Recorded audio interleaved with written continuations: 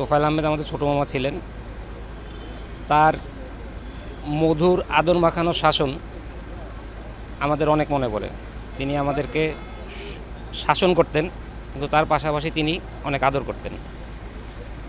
তার শাসন আদর আমাদের কাছে চিরস্মরণীয় হয়ে থাকবে। তিনি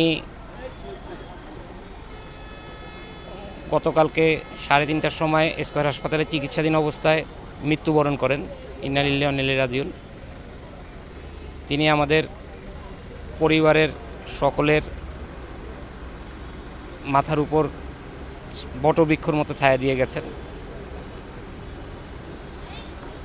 তার স্মৃতি আমাদের কাছে সবসময় চির অমলিন থাকবে।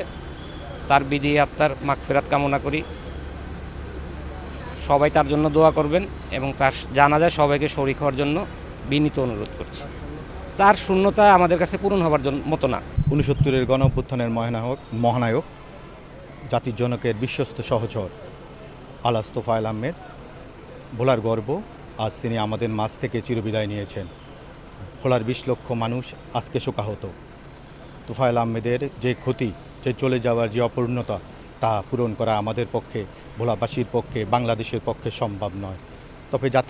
তবে তোফায়েল আহমেদ ভোলার রাজনীতির এক সিংহপুরুষ। তিনি ভোলাবাসীকে বা ভোলা রাজনৈতিক নেতৃবৃন্দকে একটি কথাই শিখিয়ে গেছেন যে গরিবের কোনো দল নেই। যখন তোমাদের কাছে কেউ গরিব আসে বা কেউ তোমাদের কাছে কিছু চায়, তোমরা তাকে ফিরিয়ে দিও না, তোমাদের সামর্থ্য অনুযায়ী তাদেরকে সহযোগিতা করো। এই শিক্ষা আমাদের রাজনৈতিক জীবনে, ব্যক্তি জীবনে আদর্শ হয়ে থাকবে। তোফায়েল আহমেদের মৃত্যুতে আমরা শোকাহত। ভোলার দীপসিংহ জনাব তোফায়েল আহমেদ, ওনার নেতৃত্বে, ওনার স্নেহজন্যে আমরা ছাত্রলীগ করেছি, এখন আমরা যুবলীগ করি। তার সংস্পর্শ থেকে আমরা গর্বিত, বাংলাদেশ গর্বিত তার মতো একজন নেতার নেতৃত্ব পেয়ে আজ আমরা শোকাহত। আজকে একটি শোকাবহ দিন। ভোলার গণমানুষের নেতা 69-এর গণঅভ্যুত্থানের মহানায়ক তোফায়েল আহমেদ ইন্তেকাল করেছেন। স্বাধীনতার মূর্ত প্রতীক। বাংলাদেশের স্বাধীনতার ইতিহাস লিখতে গেলে তোফায়েল ভাইকে বাদ দিয়ে কোনো মতেই নিয়ে ইতিহাস লেখা হবে না। আজকের এই দিনে আমরা তোফায়েল ভাইয়ের রুহের আত্মার মাগফিরাত কামনা করতেছি। অত দুঃখের বিষয়, কয়েকদিন আগে 2-3 মাস আগে ওনার ওয়াইফও মারা গেছেন। বঙ্গবন্ধুর অত্যন্ত সহচর, বঙ্গবন্ধু যাকে পুত্র স্নেহ আদর করতেন, ভালোবাসতেন, রাজনীতি শিক্ষা দিয়েছেন। ব্যক্তি তোফায়েল আহমেদের ভুল ত্রুটি থাকতে পারে, বাংলাদেশের রাজনীতিবিদদের অনেক ভুল ত্রুটি আছে। আমার মতে একটা মানুষ মারা যাওয়ার পরে তার কিছু থাকে না। আসুন আমরা তার দোষ ত্রুটিগুলো ভুলে গিয়ে তাকে ক্ষমা করে দেই। তোফায়েল আহমেদ ব্যক্তি জীবনে অনেক ভালো মানের মানুষ ছিলেন। আমরা সে আওয়ামী লীগের তোফায়েল হিসাবে সারা বাংলাদেশে পরিচিত।